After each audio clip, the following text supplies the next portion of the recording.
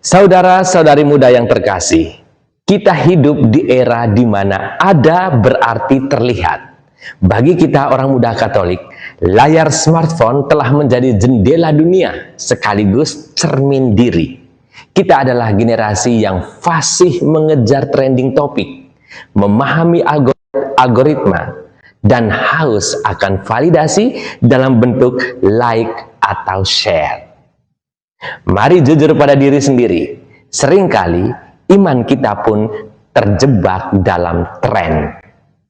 Kita pergi ke gereja karena paduan suaranya sedang viral. Kita ikut konferensi orang muda atau kumpul-kumpul orang muda karena pembicaranya adalah influencer ternama. Atau kita memposting foto dengan kutipan ayat Alkitab hanya demi estetika feed Instagram kita. Di titik inilah, kita hanyalah penikmat. Kita menikmati kenyamanan beragama tanpa ingin merasa terganggu oleh tuntutannya. Kita mengkonsumsi spiritualitas seperti kita mengkonsumsi konten TikTok, cepat, menghibur, tapi seringkali tidak meninggalkan bekas di kedalaman hati kita. Namun, di balik layar yang bercahaya itu, ada ruang hampa yang tak bisa diisi oleh angka followers. Ada pertanyaan yang berbisik di tengah malam. Apakah hidupku hanya sebatas angka-angka ini? Di mana Kristus di tengah semua keriuhan ini, di tengah semua keramaian ini? Saudara-saudari, Tuhan tidak memanggil kita untuk sekedar menjadi penonton di bangku gereja. Ia memanggil kita untuk menjadi saksi.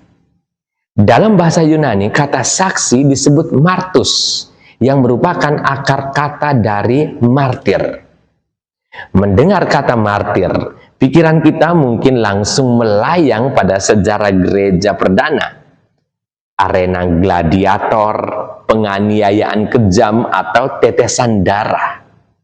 Tapi di tahun 2026 ini, menjadi martir bagi OMK, orang muda Katolik, bukan berarti harus mati di ujung pedang. Martir hari ini adalah martir kasih yang nyata. Apa artinya? Artinya adalah kesediaan untuk mati terhadap ego kita sendiri. Mati terhadap keinginan untuk selalu dipuji. Mati terhadap sikap cuek dan individualisme. Mati terhadap rasa malas yang menghalangi kita untuk melayani sesama. Tuhan Yesus berkata, tidak ada kasih yang lebih besar daripada kasih seorang yang memberikan nyawanya untuk sahabat-sahabatnya. Bagi kita, memberikan nyawa berarti memberikan waktu kita yang berharga untuk mendengarkan teman yang depresi, memberikan perhatian kita pada orang tua yang mulai menua, dan memberikan tenaga kita untuk mereka yang terpinggirkan, tanpa perlu difotokan atau difilmkan untuk konten media sosial.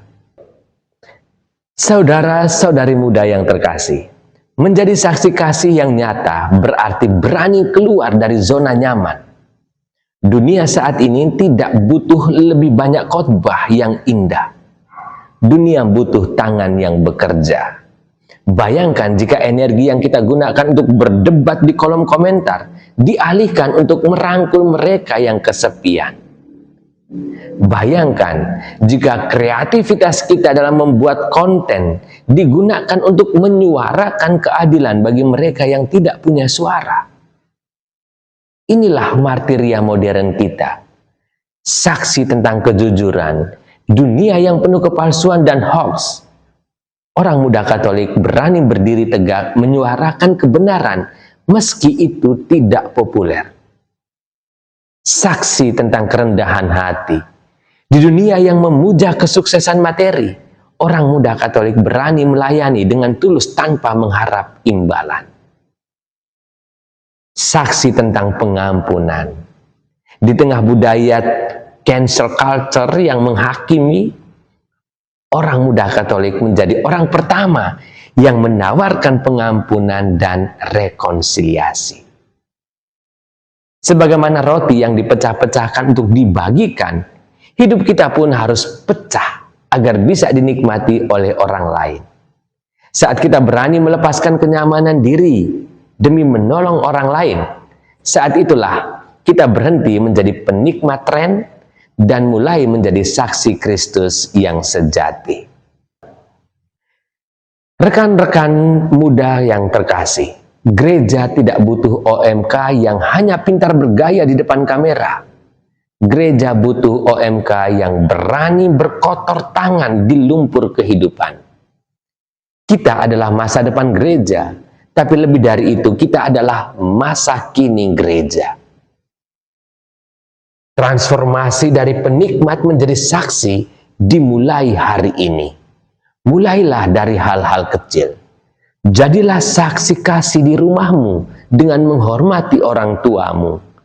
Jadilah saksi kasih di sekolah atau kantormu dengan bekerja penuh integritas.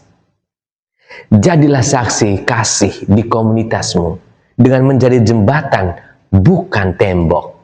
Maka biarlah kasihmu yang nyata menjadi benih harapan bagi dunia yang sedang haus akan kasih Allah. Jangan takut kehilangan relevansi di mata dunia, karena engkau telah menjadi sangat relevan di mata Tuhan.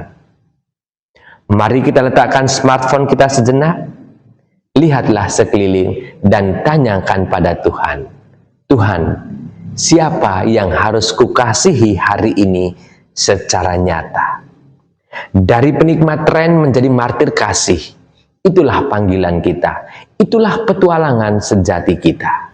Bergabunglah bersama kami, keluarga hati kudus Yesus dan Maria. Ada imam, bruder dan suster, berbagi hidup dalam karisma yang sama.